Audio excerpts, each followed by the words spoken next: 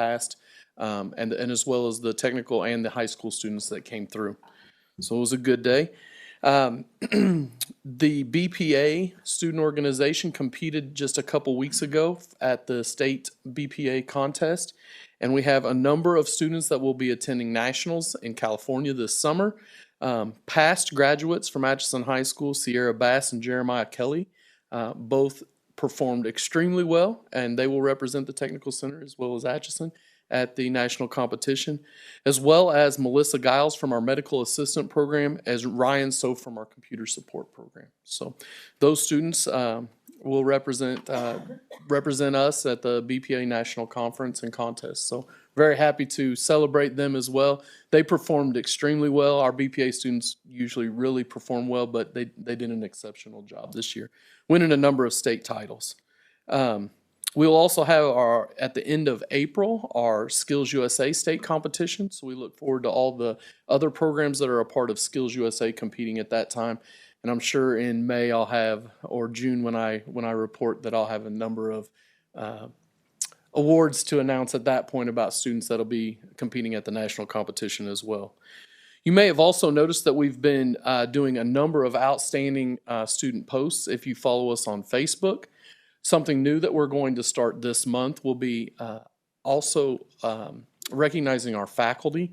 So you'll start seeing a number of posts with student quotes about our faculty, because we would like to make sure that we're celebrating them as well as our students. So if you don't follow us on Facebook, please start. You might see a goofy TikTok or something like that with me on there as well. They seem to enjoy making those.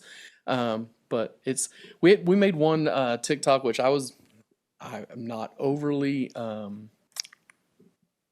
up to date with TikTok, other than I watch a few, but we had one of our diesel program, and it has several 100,000 views. So it's been a great outreach. So if you want, you could follow us on TikTok as well. So that's all I have for tonight. If you have any questions, I'd stand for those. Yes. You mentioned that high school students come to the technical center and take a test.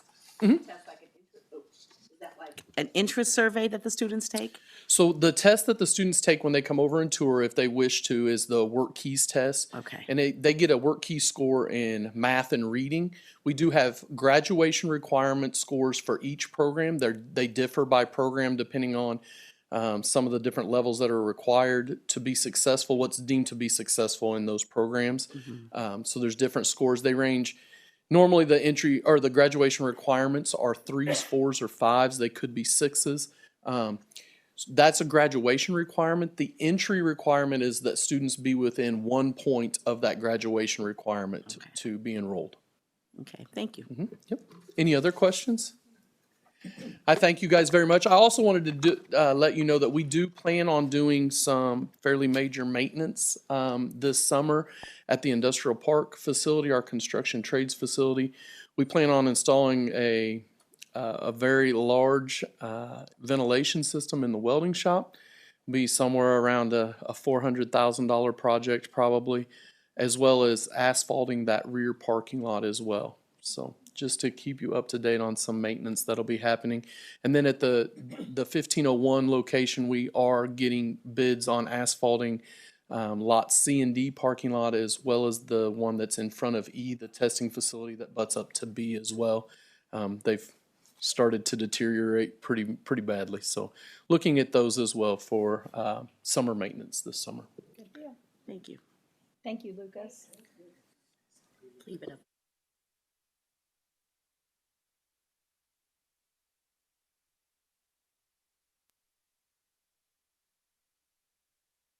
You guys, there we go.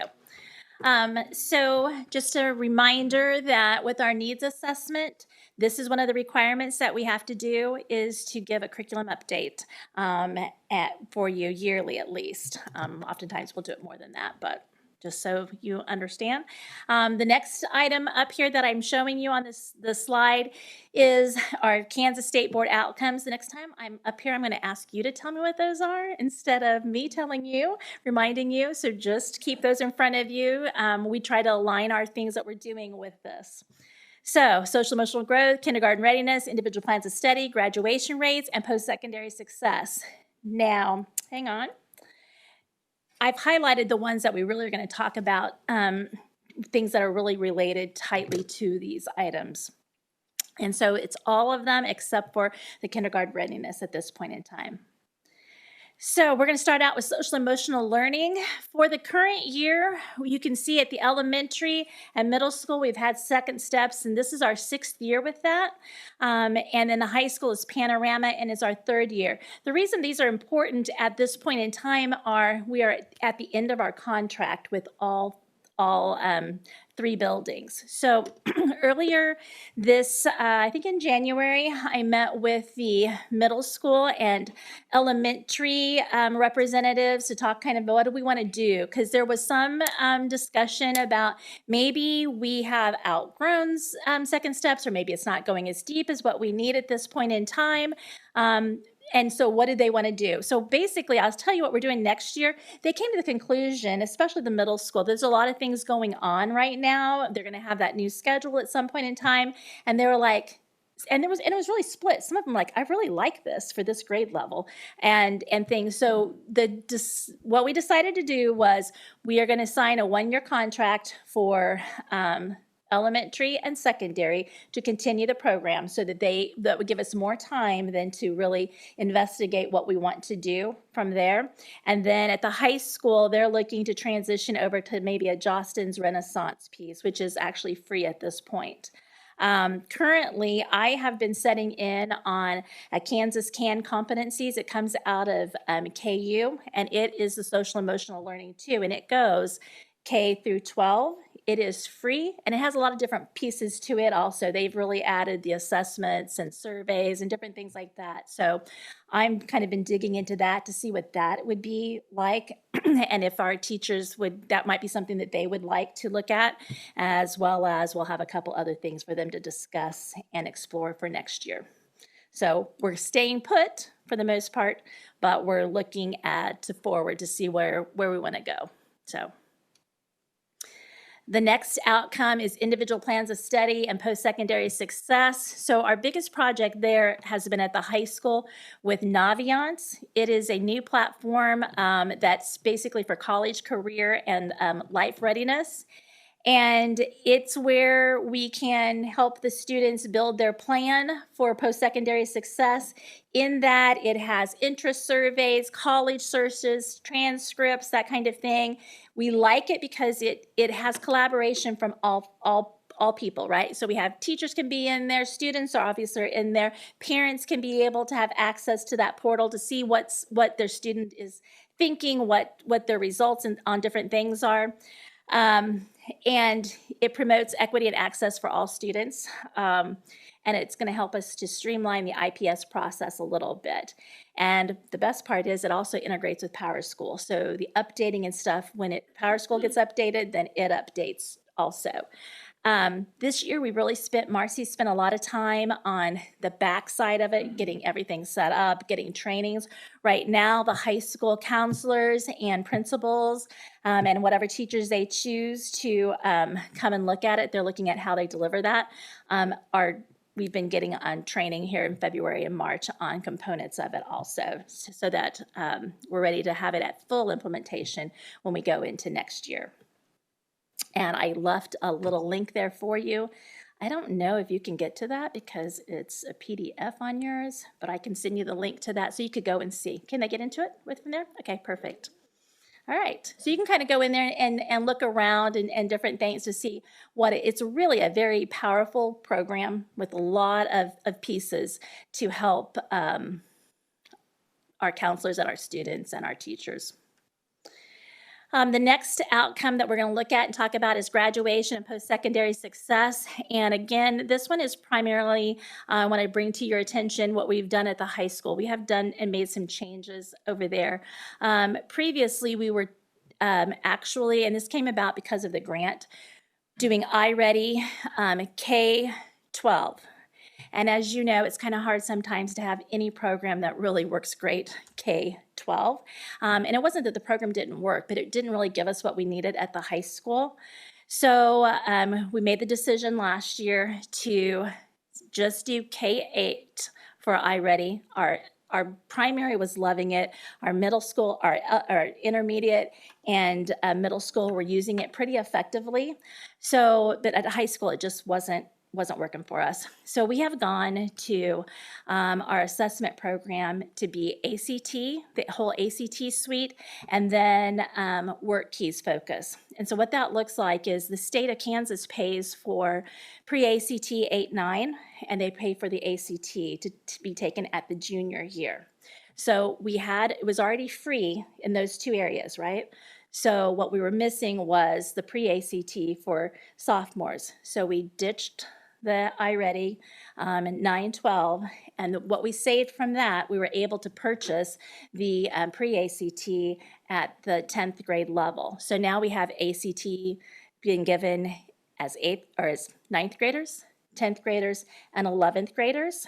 And that gives us information then on how are we doing, where are we at, are we maintaining, where's our weaknesses that we need to focus with our students so they can get them up to those benchmarks as we go. In the high school, they will talk about this the next time, I think, when they meet with you, but they have really taken this and really taken a hold of it, and they are very excited about what's happening, which is great because it was kind of this is your third strike. If you don't take this, I got nothing else for you. So that's the one thing that we're looking at. The other piece of it is the WorkKeys. We give that to all of our juniors, and we give that in the fall. And it has a system of certificates. And so what we're doing right now is determining, we think everybody should be at either a level 4 or a level 5.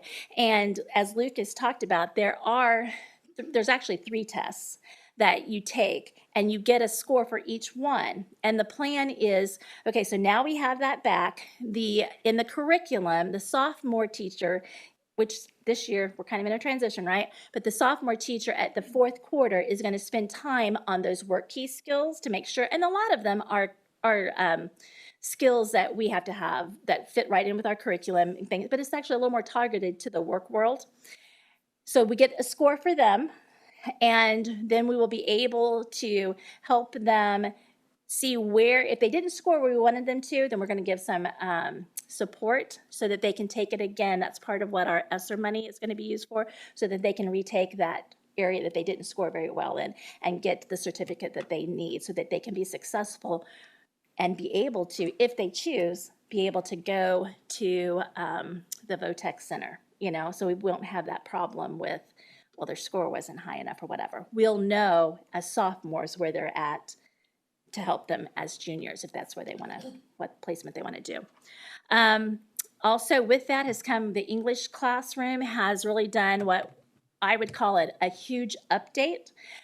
Freshmen have kept it the same, right? It's a pretty classical freshman type of English class. Sophomores, same as they are preparing for the state assessment and things. However, then they're actually weaving in the WorkKeys focus materials. We bought the curriculum for that, so they have access to that to help their students be successful, understand what that looks like. It's great for our teachers. You can go onto the WorkKeys site and you can actually take the test. If you're going to score a 7, here's what the question looks like. And they, my friends, are not easy. I mean, okay, 2, 3, the 4, the 5, okay. You can start getting to 6 and 7. I think my high school people would tell you, ooh, I got to be pretty on top of it to know what I'm doing there. So that's been a great piece. So that's what the English classroom is doing. And then as they go into the juniors and senior year, they've really updated the curriculum to make some semester classes. Of course, we still have the college prep classes, for they can get credit with, but we've had one of the classes they've put in has been Argue Like a Boss. And so the kids really learn all that. They're still reading, they're still writing, but it's really coming into something that they're more interested in. And that has seemed to be a pretty successful adventure at this point in time. Science has added some CTE pathways. That was new this year. Lacey, I have to say, has done a wonderful job. Her knowledge of the CTE classes and curriculum and what the courses and pathways has been outstanding. And so that has really helped us to be able to up that game there. She's talked to teachers like, you can teach this and this will be, kind of thing like that. And then social studies is right now in that reorganization. When Mr. Kraus left us, then that has kind of left an opportunity with change as to what that needs to look like. We previously have had 2 government classes over sophomores and juniors, which was a really problem when we had kids come in, because that's just not how it is across the rest of the state. So we get people in there and we're like, they've already done all of this and they don't need that. So that's been a work in progress. And then the last thing that I want to talk about on that is our computer science. We will talk later on about some updating that we're going to have to do with some new graduation outcomes. But right now I can tell you KSDE and KSU, and actually Wichita State had an opportunity also have a grant right now where teachers can actually take 10 free college hours and in the area of computer science. And when they finish, they are almost halfway through their master's to curriculum and instruction. And we have had 11 teachers take advantage of that, which I didn't know it was 11. I thought it was 7. And then while I was gone last week, K-State has reached out to Dr. Nugent and really wanted to know, like, well, what is our plan? What are we doing? Can we work together on some things there? So I think that's going to lead us to some really nice opportunities. So yes, we have lots of go-getters in our district. We really do. And then graduation post-secondary also, we updated our science curriculum. Elementary stayed with STEM scopes, and so they'll be there for another 7 years. They had updated and they've added more reading things and things like that. Middle school went to a whole new program. It's called Lab Aids. I would highly encourage you to go over and go to some of those science classes, because it all came. I mean, it was a massive switchover, but they like it a lot, because when it's time to teach this unit, I pull out my drawer and all of my materials are there. I don't have to go out looking for things. And even when we bought curriculums in the past and had that, they would have to do that. So they are not just learning science, they are doing science now. And it's been funny, because they'll say, okay, I'm supposed to order, in high school, they do this all the time, right? But I'm supposed to be ordering these bugs? Like, yeah, you should have a card. So call the lady, tell her when you're going to teach it, and she'll send it at the right time, and that kind of thing. And so they've really gotten to immerse themselves in science also, and the kids. And I think it's been a really, really nice piece. And then the high school went with their materials were Savez. And that was when I first came in, science was the first thing we tackled. And we had a K-12 program. Yeah, we were all excited about that. But again, it just didn't work for everybody. So we hope that we've got I know we have what's working well for each group at this point. And then the last post-secondary success and graduation piece is technology.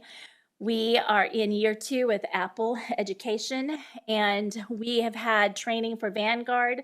That's a group of teachers who start in the summer with a 2-day training and kind of really learning about their devices, and we work with our coach. Then through the year, we've had Apple coaching. Vanguard continues. We still have meetings every so often, but then we went this year to coaching. And so we asked people who would like somebody that they are here on site for 2 days. The teachers go in and meet with them and say, here's what I'm teaching tomorrow. Here's what I'm thinking. What are you thinking? Will you help me with this? And then the Apple coach and the teacher go into the classroom, and they can demonstrate, or they can co-teach, or they could just sit back and watch. Well, yeah, no, they're not sitting back and watching. They're actually usually demonstrating or co-teaching together. And that has been a really good piece for our teachers. And then at last, our executive leadership conference. So we had an opportunity to send a teacher to, I thought it was California, but it's not. It's really going to be Austin. But for training, very in-depth training on the Apple products and all the things that they can do in the classroom with it. And you have to submit a portfolio, you have to do those kind of things. And we have Laura Mortensen at the elementary is on her own, went ahead and signed up to another coaching Applepiece. So her portfolio is being developed as she's been training. And she is so excited to be going to Austin to participate in these trainings. And it's a perfect match, right? Because she has half of our kids come through her every year. So I'm really excited to see. And I know that the middle school teachers at times have said, okay, we can tell what there's something happening down there in the elementary, because when they're coming up here, they really have a good understanding of different pieces. Or they'll say, I'd like to use this to make that instead of whatever the teacher had planned, and which is a perfect opportunity because it's usually an Apple product and it pairs well with our iPads and things. So, and then our last thing is graduation, and that's tutoring that we have in place. We have tutoring at the elementary, working with those kids after school. We have tutoring at the high school in two ways. One is a credit recovery, and the other one really is a focus on our freshmen and sophomores to help them from falling behind. And then we have an online tutoring program that kids could reach out and utilize if they needed it. So that's. Thank you. Sure. Any questions? Okay. Next, we have Nicole Honeywell to visit with us about the start time change committee update. That's a mouthful. I know, I've had it I don't know why it does that, but it's up there now. So we've had a group studying the concept of changing school start times for just about 2 months. It feels like we've met so many times that it took longer, but it's just been about 2 months. And this came about for a couple of reasons. We did have some community members and staff members who over the last few years have inquired about this. And there is research that indicates that later start times after 8:30 a.m. specifically can benefit adolescent learners. And that research has come from the CDC, APA, even NEA, as well as American Association of Pediatrics, so pretty reputable sources. And then also in our district, just an observation that we've made as a building and district administrative team is that it's really difficult for our elementary classified and certified staff members to help with athletics or activities because their release time is later, but they also have to release all the students. So typically it's close to 4 p.m. before they can ever leave there. So we thought this could be a way to make things more equitable for staff. So that was kind of our impetus for why to check this out. So rather than just making the decision to make that change, we decided to make it a collaborative effort. So we did form a committee, and that was in accordance with the negotiated agreement. So we followed however many representatives NEA would put forth, as well as however many representatives the Board of Education and district admin put forth. That happened in December, and then we quickly met. Our first couple of meetings were really focused on the purpose of the committee, the potential for positives, as well as some pros and cons. And then that group really decided that why don't we go ahead and take a survey and see what the groups think. So they wanted to focus in on staff members, students, parents, guardians, and community members. And then at our last meeting, February 28th, we took a look at some of those results. And we spent a good amount of time really digging in to those results. So I'm just going to summarize them for you today and then share with you what the committee determined that we would do next. We had 720 responses, and the committee felt really pretty good about that. Our survey window was open during Parent-Teacher Conference Week, but due to inclement weather, one night of conferences were canceled. Still, we had 323 parents/guardians respond. Quite a few students from the high school responded, so it was nice that they had a voice there. Community members, and then 144 staff members. So this was what we found out from our parents. Of those 323 who responded, the question was, do you believe USD 409 should consider changing school start times? About 63% said no. Around 14% wanted more information, and then 23% said yes. In terms of staff, there was really a 50-50 split, so 50% were a hard no, and then 38% yes, and then 11% no. And we did talk in our committee with the idea of going out and surveying staff further, but they decided at this time not to do that. And then we did have our voice from our students, 174, all from the high school. 67% said no. Small sliver needed more information, and then 28% said yes. So then when we got together in that discussion, these were kind of the summary takeaway points.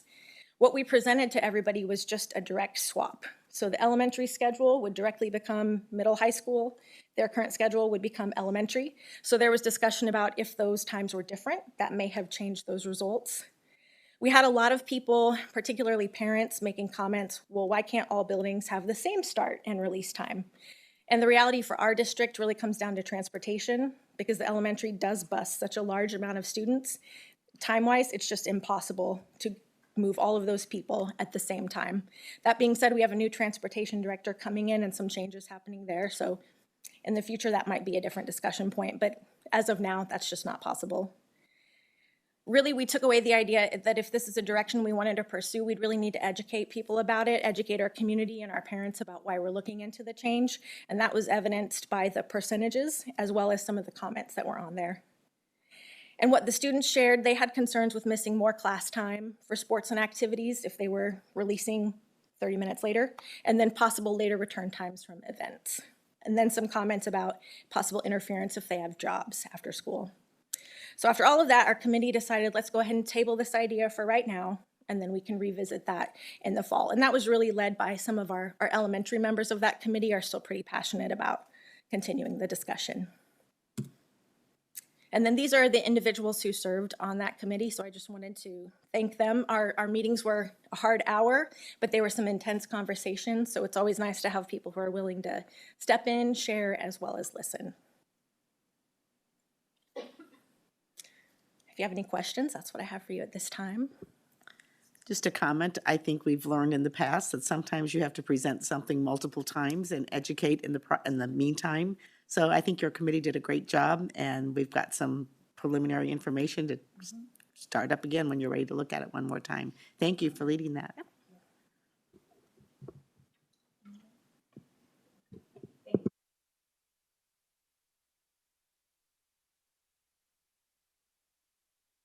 Next on our agenda is the approval of tonight's consent agenda as presented. May I have a motion, please?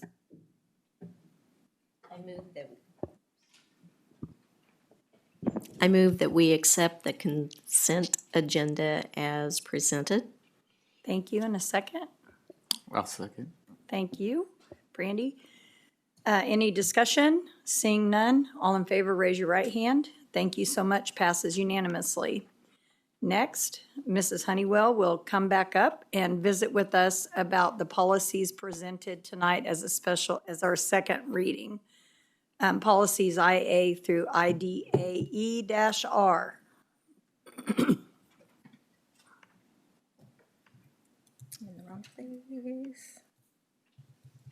All right, so these are policies for first read. We don't have any recommended. This is second Is this the read. second read? Just kidding. Yep, Reverse. sorry, 6.1, yeah. IA, it up. yep, second, yep. So we just had one policy recommended for change, and that was from KASB. And this really just cleans up some of that language. So if you'll remember the IDAB, referring to support programs, it just makes that comment about dropout prevention a little more succinct. And then the same thing with the comment about homebound instruction. Okay. I would entertain a motion to approve the revising and reaffirming of these policies as presented. I move to reaffirm the Board of Education policies IA through IDAE-R as presented. Thank you. I may have a second. I'll second. Thank you, Sean. Any discussion on those? Seeing none, all in favor, raise your right hand. Thank you so much. Passes unanimously. Next is our 24-25 calendar, and this, I believe, is like this option number 2 for 24-25. And honestly, I don't remember if it's option number 1 or number 2. They were very closely related, but it is the option that puts the teacher workday the day before school starts. And we have agreed to also not hold any parent nights until the conclusion of that workday, so teachers have the time to get their rooms ready.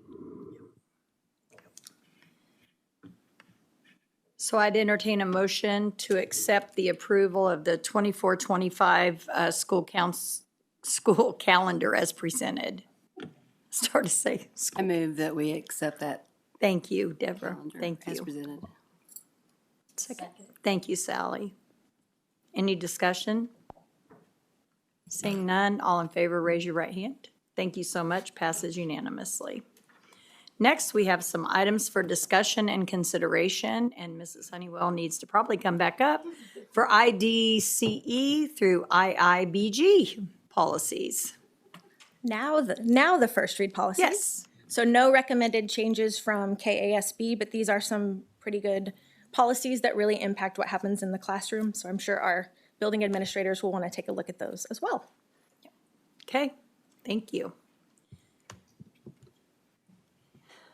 Next, we have our summer maintenance and capital outlay technology plan. And Lori, Donna, and Jay. Lori will probably be the spokesperson, though. Hello, everyone. Hi. I have Donna and Jay here if you have any specific questions that I cannot answer. But we will go over our summer maintenance capital outlay plan. Can you guys see it on there, the second screen? Okay, great. So the capital outlay, this is a separate fund that we have. It is a taxing fund. We currently have 5 mills assessed, and that is where the revenue comes in up at the top. You'll see the 5 mills that generated, we'll go with 2021, look at that actual first. It generated about $515,000. The last school year generated about 510, and for ease of budgeting purposes, I estimated 505,000 for this year and next year. Next, you'll have miscellaneous on there. For example, we do a work comp audit, and we estimate usually high in case we give out additional raises or we hire additional staff. We don't ever want to pay again. I guess we would prefer a refund because we have it budgeted. Well, that is done in one fiscal year, and the audit is done in the next fiscal year. When that happens, we get a refund check back from the agency, and we have to put that into capital outlay because it's from a prior year. That also happens with technology sometimes, pretty much any audit, or if we get a refund from, let's say, AT&T because they gave us a credit. If they give us a physical check, we have to put it into capital outlay. So that's where some of that miscellaneous money comes from. It's usually refunds of some sort, or technology sells some iPads that will probably be coming up. You'll see that next year on the actuals. Interest, any interest we earn on our bank account that is in the bank currently, we get interest on that. We also split that interest with the food service program. We have to by law. So this is the amount that is given to our funds and not food service funds. State aid, that came back several years ago. We're very appreciative of that money. It can vary. So that's why I'm estimating $240,000 for this year and next year, just to be on the conservative side in case it doesn't go in our favor. Therefore, you'll see our revenue for, let's say, the 2021 school year was $878,000. We had a beginning cash balance of $3.6 million, which gave us a little over $4.5 million to start going through our needs. Building needs, each year I allocate about $10,000 for each building to identify specific needs for their building. They walk them over with Jay. We sit down and discuss them and say, yes, this is appropriate, and allocate that money. The Apple lease, we have 6 through 12 iPads. We just got paid off. And remember, we also bought K through 5 iPads with ESSER funds from the county.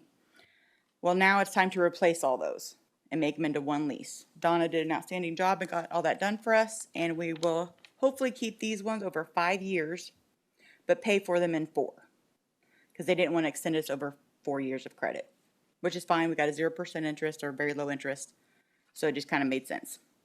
You'll see in the 22-23 school year that the iPads is now at $164,000.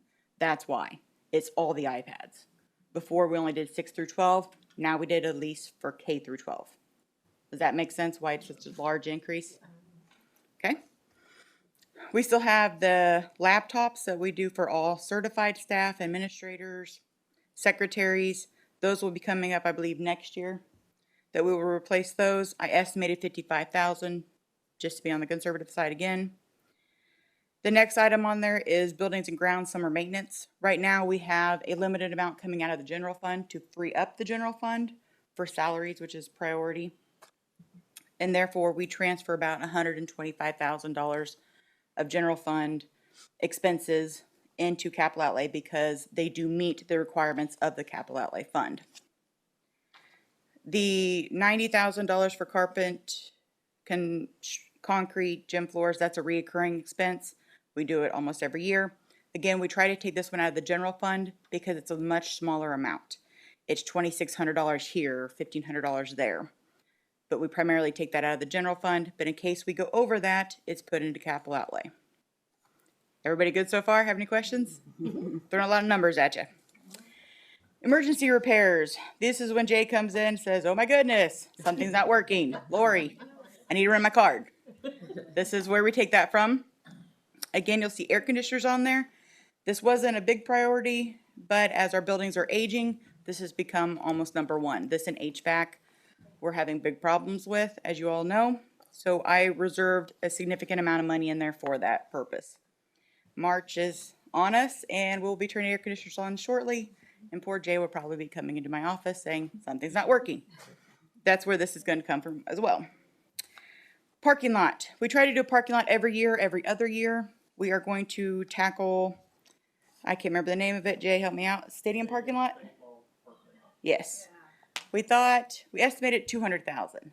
Then we estimated 250,000. This morning we changed it to 3. Again, an estimate. We're pretty confident in this number. So $300,000 to put in that parking lot. It's substantial. We've been trying to do it for years and we have the cash balance. We think it's time to do it. Is everybody okay with that scenario? So you guys going to pave it? Mm-hmm. Jay? Yes. That was my understanding, Nice. but I go to him. Yeah. Dancing in the streets right now. Yes. I expect a phone call or a text from him saying it's about time. I'll take credit for that. You should. Look what I did and you couldn't. Little salt in the wound there. All right, going on to technology needs. Our technology in some of the buildings is not necessarily aging, but it's time to replace them.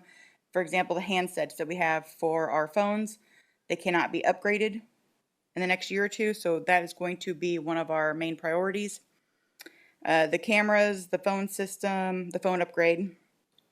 And then the other big thing on here is other. Okay, don't freak out. I know it's 1.5 million, but there's a reason. We're buying our buses back. We have the option more than likely to lease them, but if you lease them, you're probably going to pay interest on them. We have the cash, so I think at this time, we should more than likely just buy them outright. If we can get a lease that is low interest rate or nil, then yes, we'll definitely look into that. But worst case scenario, I wanted to show you what this would do to our capital outlay fund. Yes?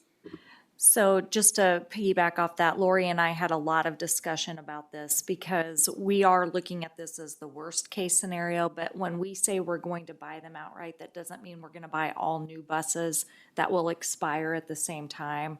We're looking at buses that we can get on a rotational replacement in terms of, so that way every X amount of years or miles on a bus, we aren't bringing this figure back to you. And as she said, if there are some good lease options, we will take advantage of that. Buses right now are hard to come by, and we're going to make sure we get the buses we need to start the school year. And so we put the worst case scenario on here, but I did want just to clarify that we won't be buying everything brand new. We're going to buy in so we can phase out that expense.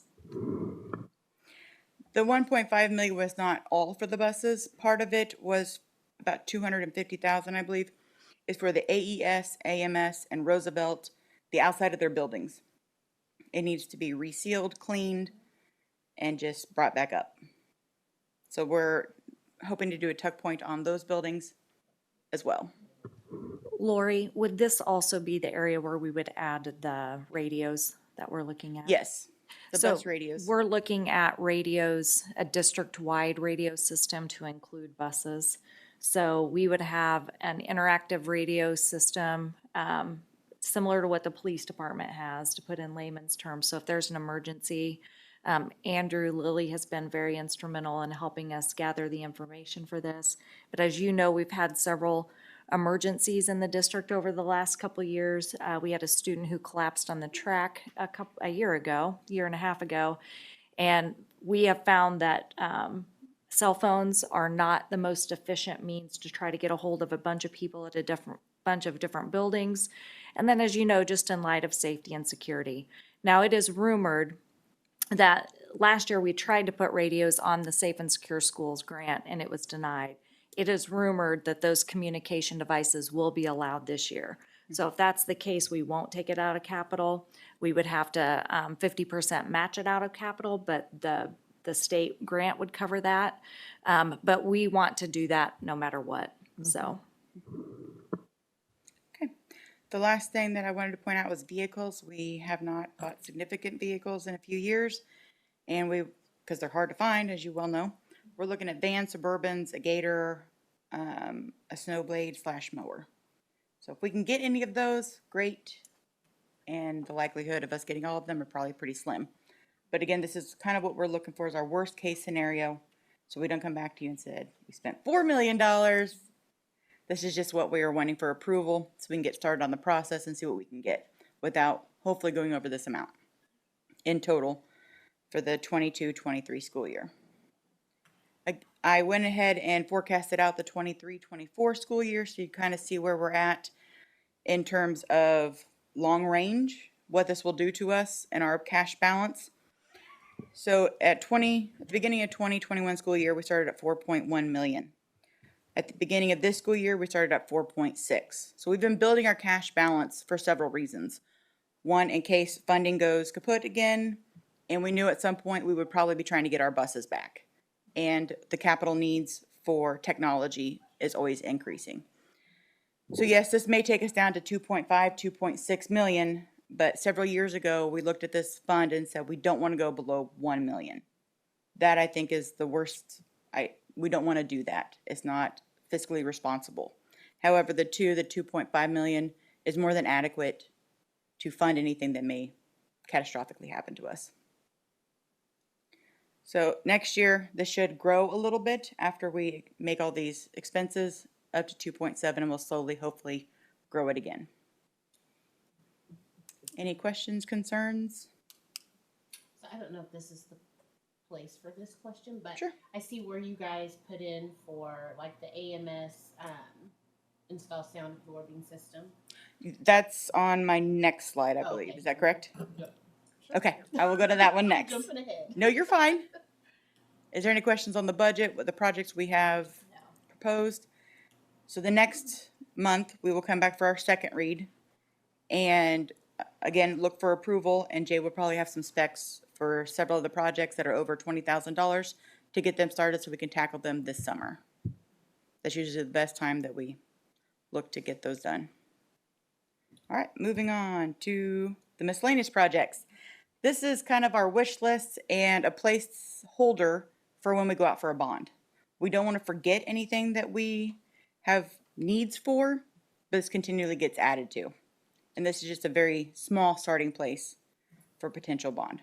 If there is something on this list that you would like beforehand, be happy to look at it. This is where you come back. I was just wondering, so just because I've been to a couple of like football games and basketball games, and I know our sound system sometimes kind of goes in and out at the stadium. I don't know, is that something that we could put into? Jay, do we know the replacement on that? Oh. We reinvested in all new speakers for the football side. We have invested in a new,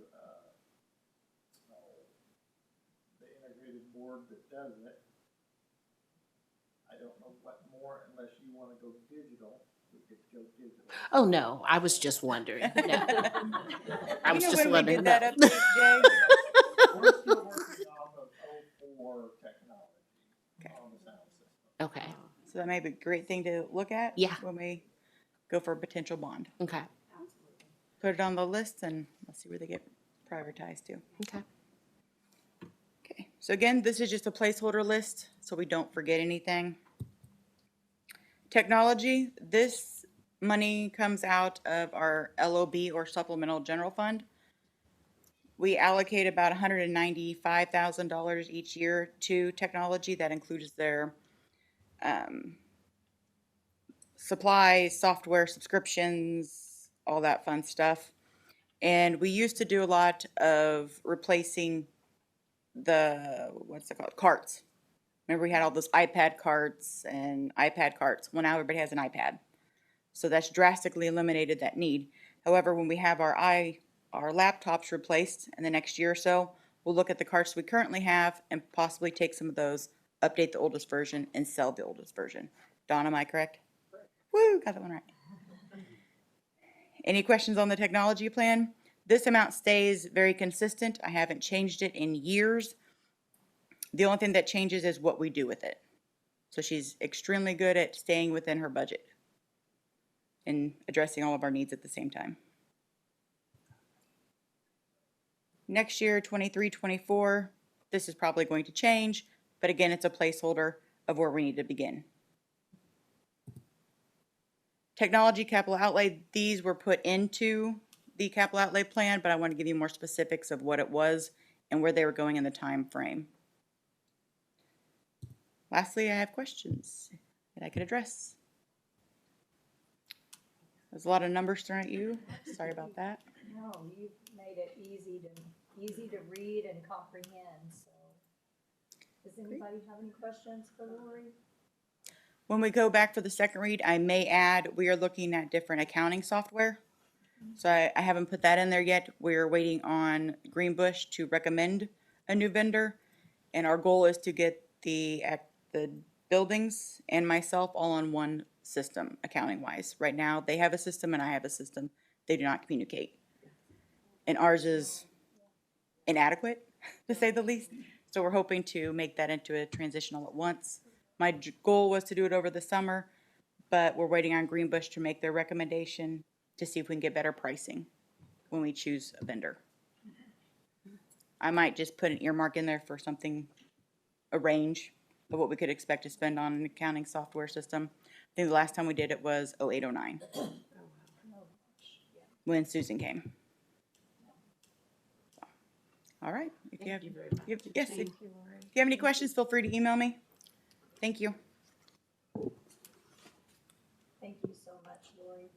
Next, we are going to executive session. Diane, would you mind? Madam President,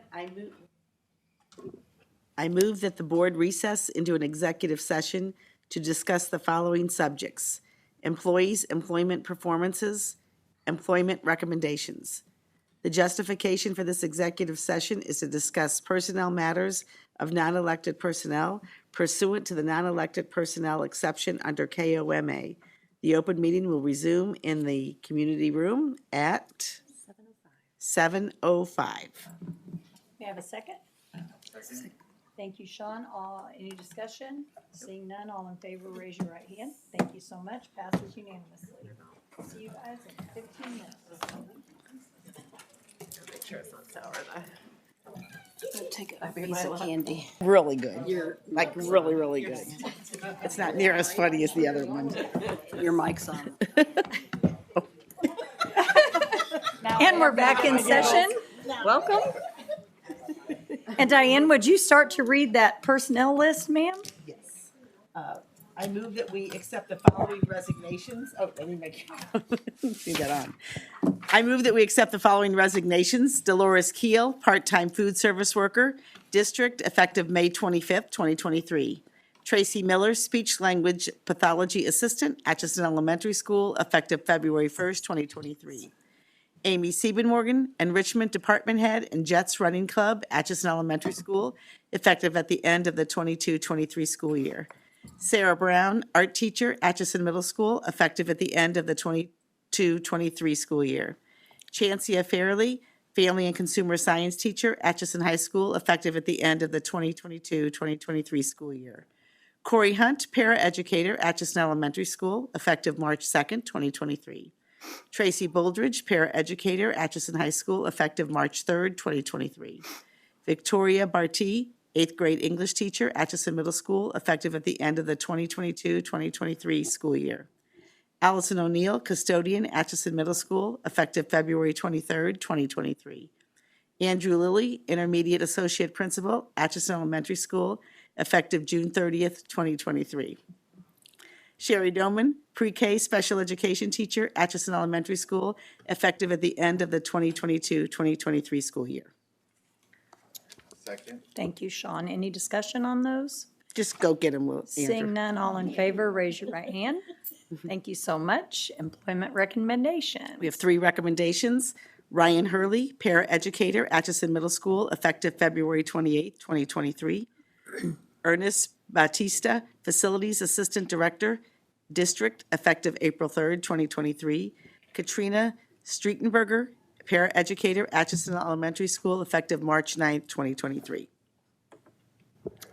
Thank you, Sean. Any discussion? Seeing none, everyone raise your right hand. Thank you so much. Passes unanimously. We have the following recommendations for employment. Deja Coleman, 5th grade teacher, Atchison Elementary School, effective July 1st, 2023. Charles Stillian, Director of Transportation for the district, effective July 1st, 2023. Leslie Stillian, teacher, to be determined, Atchison Elementary School, effective July 1st, 2023. Emily Knapp Lumen, 7th through 12th grade, social studies teacher, Central School, effective July 1st, 2023. Rusty Willis, high school English teacher, Atchison High School, effective July 1st, 2023. Thank you for that second on the 2023-2024 employment recommendations. Anybody have any comments? Thank you. Seeing none, all in favor, raise your right hand. Thank you so much. Passes unanimously. We have 3 transfers. I move that we accept the following. Amy Siebenmorgan, physical education teacher, Atchison Elementary School, to special education teacher, speech pathology assistant, Atchison Middle School, effective July 1st, 2023. Caitlin Bushbasher, English teacher, Atchison Middle School, to English teacher, Atchison High School, effective July 1st, 2023. And Leslie Smith, 7th grade ELA, Atchison Middle School, to 7th through 12th grade science teacher, Central School, to 7th to 12th grade science teacher, Central School, effective July 1st, 2023. Second. Thank you, Sally. Any discussion? Seeing none, raise your right hand. Thank you so much. Passes unanimously. Now supplementals. Finally, 2 supplementals. I move we accept the following. Matt Hall, golf coach at Atchison High School, and Kara Soph, enrichment department head at Atchison Elementary School. I'll second. Thank you so much for the second. Any discussion? Seeing none, everybody raise your right hand. If you agree, thank you so much. Passes unanimously. And then before we end, I would like to show off some hardware that USD 409 received at our Chamber of Commerce meeting. It says, for 155 years, Atchison Public School, USD 409, in recognition of your tremendous commitment to our community for all these years, from the Chamber. And it was super exciting to be able to get this award for us. So thank you so much for allowing me to walk up there and get that. State basketball? Yes. And I just wanted to clarify on state basketball.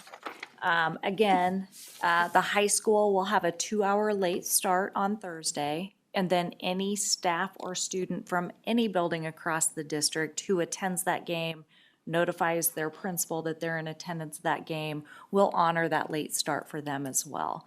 So we will honor that, but if you can't be there, we encourage you to hop online and watch it and cheer from home. So go Phoenix. It'll also be on Care Radio. Yes, such a big thing. So great. Good luck to all those players. And thank you, Coach Battle, for the good lead. Anything else? I'd entertain a motion to adjourn. So move. Thank you so much. May I have a second? Thank you, Sean. Any discussion?